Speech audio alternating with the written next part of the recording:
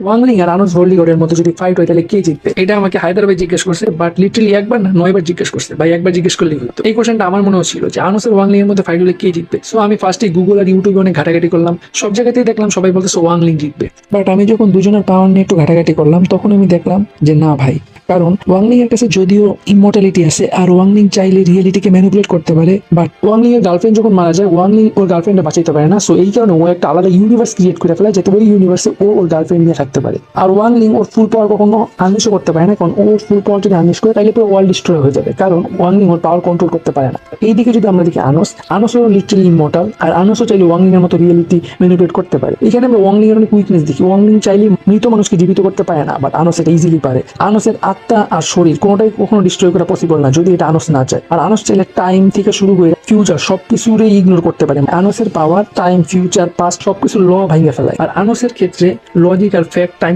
কোনো কিছুই কাজ করে না। আনুস যেটা চাবে ওইটাই হবে। আর সব শেষে আনুসের কাছে আছে আনুসের শর্ট ভেনুস জনিয়া, যেটা দিয়ে আনুস চাইলে যে কাউকে রিয়েলিটি থেকে ইরেজ করে দিতে পারে। সো তোমরা যদি আমাকে জিজ্ঞেস করো আনুস আর ওয়াংলিং এর মধ্যে ফাইট হলে কে জিতবে, তাইলে আমি চোখ বন্ধ করে বলবো আনুস জিতবে। সো ওয়াংলিং আর আনুসের মধ্যে তোমার সবথেকে ফেভারিট ক্যারেক্টার কি অবশ্যই কমেন্টে জানিয়ে দিবা। আর ভিডিওটা ভালো লাগলে একটা লাইক করে চ্যানেলটা সাবস্ক্রাইব করে দিবা।